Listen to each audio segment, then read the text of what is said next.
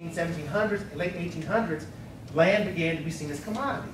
So that same land that Orrs owned, it could have been several thousand acres of land, was broken up into tracts of land, and it was sold off to the highest bidder, right? So during all this time, you've got people saying, okay, this is all messed up. Why is it that Prince so-and-so controls the Orr family, right? Prince so-and-so owns all these resources, right? Prince so-and-so is renting out this, leasing out this land to the Orr family, right, in wherever, England or wherever your family is from, right, and you have no say in it. And Prince so-and-so can come down and say, get off my land, for no reason at all.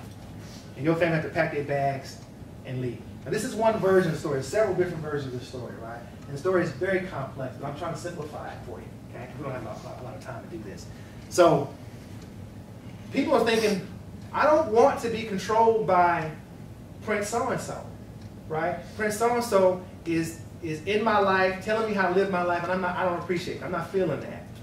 Why does Prince so-and-so have to, that whole piece of land, why does Prince so-and-so have to tell me, tell my family where to live, where to go, etc.? I don't like that, okay?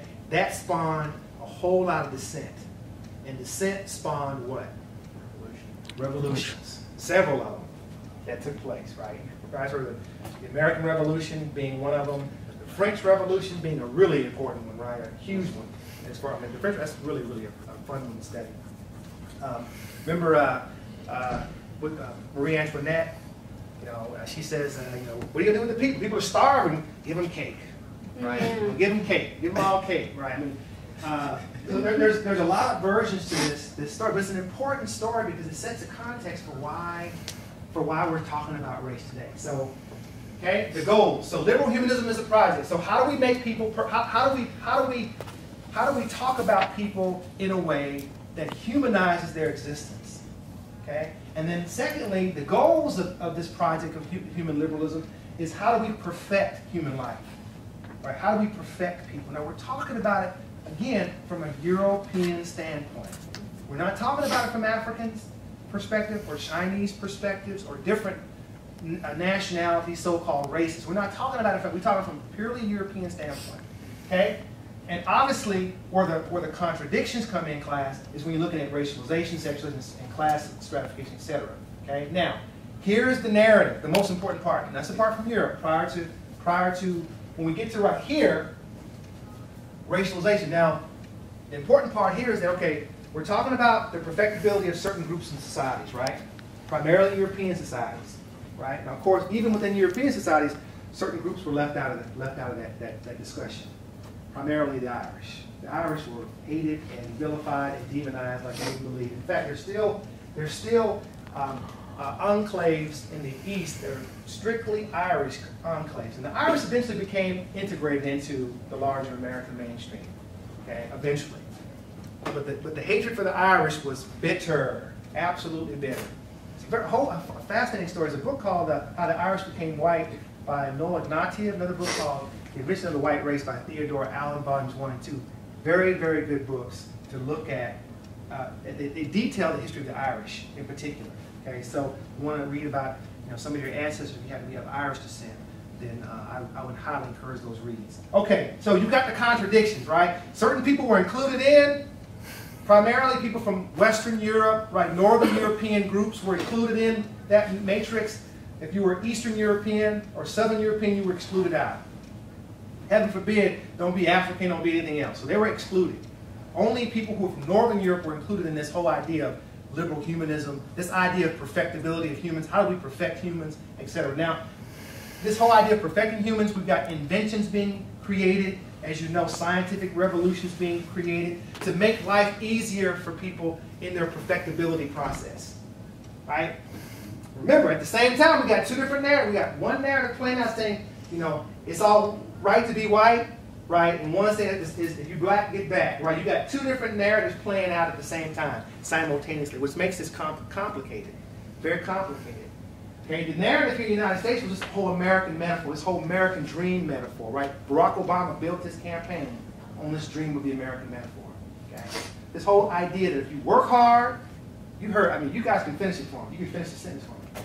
If you work hard, whatever, right? You're going to be successful, You're gonna get yourself a job, right?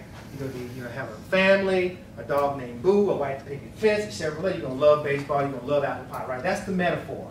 Right? You've heard it, but you've heard that metaphor, right? Yes. Let me tell you how you've heard that metaphor. You are the embodiment of that metaphor because your butts are in this chair, right? You're trying to get a piece of that pie, albeit a very small piece of the pie, but you're trying to get a piece of that pie. That's why you're here, because you believe that metaphor. You believed it enough to be in school, right? Now, before World War II, okay, this institution, I don't know if it was here. Was it here before World War II? It was opened in 1967. Okay, so after World War II. Institutions like this weren't even available to any of you in here, okay? If it had been in existence, this place had been around during World War II, it wouldn't have even been available to you. It was only, higher education was only available to the very elite, the very American elite. People who could afford it, first of all, people who came from money, old money, and wealth, and status. It wasn't available to the average American until after GIs returned from World War II and had all these skills and no jobs available.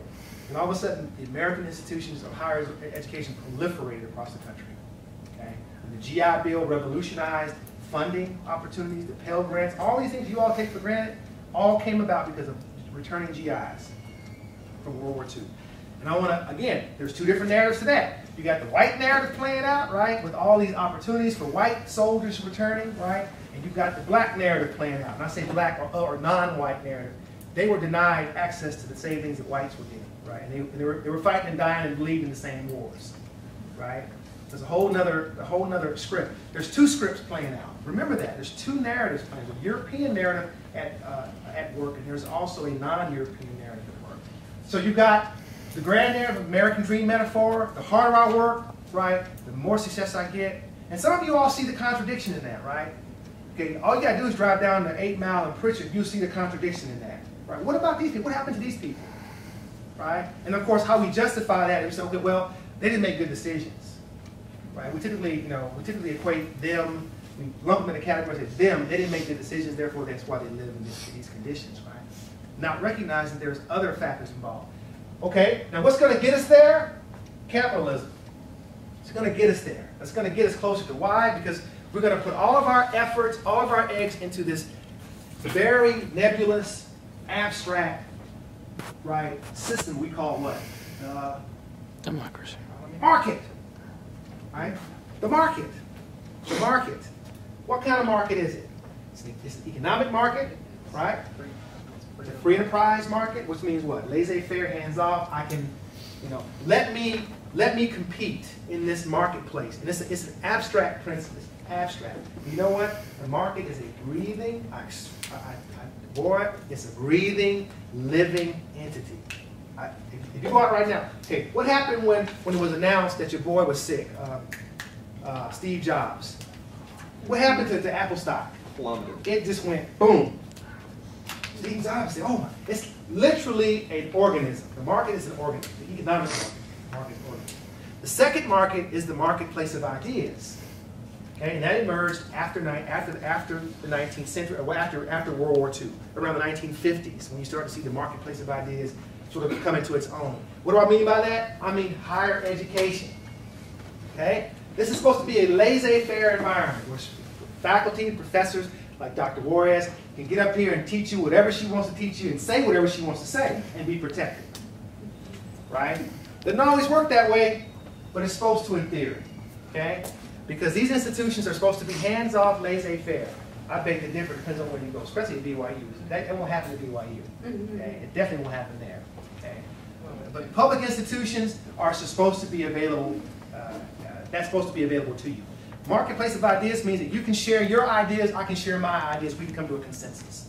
Right? It's consensus building, it's to make you more enlightened, it's to make you challenge your assumptions about what you know about life as it currently exists. Most of us, when we live our lives, we're so myopic. We don't tend to look outside of our own existence. Okay? So when I say to you, I experience racism, you say, oh, you do? I don't experience that. Oh, you're just imagining this. Right? Why do you black people, you always complain? Right? Have you guys heard that before? Why do you always complain? The angry black man or angry black woman or whatever, right? So, but my experience or at least your